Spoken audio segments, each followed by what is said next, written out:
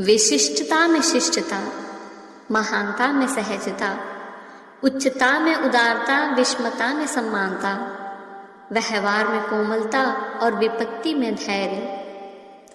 जहाँ राज सुखों का परित्याग न हो, भोग विलास की इच्छा न हो, और जहाँ किसी से बैर न हो, अपनों का मोह न हो, यही कृष्ण होने की परिभाषा है। भगवान श्री कृष्ण की नम्रता तो देखिए, कहाँ द्वारकाधीश के पद पर आसीन और दूसरी तरफ सुदामा जैसे गरीब ब्राह्मण के चरणों में बैठे हैं। बड़े बड़े योद्धाओं को हरा देना, पर जरूरत पड़ने पर मैदान छोड़कर भी भाग जाना। जैसी भी परिस्थिति हो मुस्कुराना। श्री कृष्ण के जीवन से सीखें कि जीवन दुख और विषाद से महोत्सव तक की यात्रा कैसे करते हैं। कृष्ण जीवन की पूर्णता का नाम है। कृष्ण बन सको तो कोई बात नहीं, कृष्ण के बन जाओ यही काफी है। इससे पहले कि हम आगे बढ़ें, अगर आप हमारे चैनल पर नए हैं तो प्लीज चैनल को लाइक एंड सब्सक्राइब जरूर कर दीजिएगा। भोगने से स्वभाव बिगड़ता है। वह बिगड़ा हुआ स्वभाव अनेक योनियों में आपके साथ जाएगा और अनर्थ ही अनर्थ करेगा। धन का संग्रह यही रह जाएगा, एक कौड़ी भी साथ नहीं जाएगी।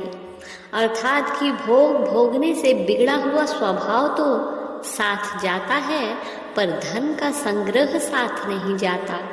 बिगड़े हुए स्वभाव वाला स्वयं भी दुख पाएगा और दूसरों को भी दुख देगा। दुखी आदमी ही दूसरों को दुख देता है। जो सांसारिक भोगों का लोभी है, उसके द्वारा ही दूसरों को दुख पहुंचता है। परंतु जिसका लक्ष्य परमात्मा प्राप्ति का हो जाएगा, उसके द्वारा किसी को दुख नहीं होगा। परमात्मा प्राप्ति का उद्देश्य होने से बिना कहे, बिना जाने, बिना समझे अपने आप आपकी वृत्ति शुद्ध हो जाएगी। सुख की लालसा और दुख का भय हमारा अंतकरण मलिन कर देता है। अंतकरण मलिन होने से हम आत्मदेव से निकट होते हुए भी अपने को देव से दूर महसूस करते हैं, संसार की उलझनों में उलझ जाते हैं। अतः अंतकरण में जो सुख की लालच है, उसको मिटाने के लिए सुख देना व दूसरों के काम आना सीख ले। जीवन को केवल तमन्ना में ही मत जियो, बल्कि इसे तन्मयता के साथ जीने की आदत भी बनाओ। जो लोग केवल तमन्नाओं में जिया करते हैं, यह जिंदगी उनकी नासमझी पर हंसा करती है।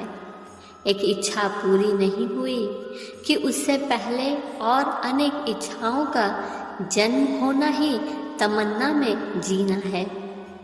तन्मयता में जीना अर्थात अपने द्वारा संपन्न प्रत्येक कार्य को पूर्ण निष्ठा के साथ सावधानी पूर्वक इस प्रकार करना कि कर्म ही पूजा और आत्मसंतुष्टि ही परिणाम बन जाए। तन्मयता के कारण ही एकलव्य अर्जुन से भी आगे निकल गए और केवल तमन्ना के कारण ही दुर्योधन को कुलनाशक होना पड़ा। अतः तमन्ना नाश का कारण है और तन्मयता ही जीवन के विकास का कारण है। मन की दुर्बलता से अधिक भयंकर पाप और कोई नहीं है। मृत्यु अतीत को दफना दो, अंततः भविष्य तुम्हारे सामने है।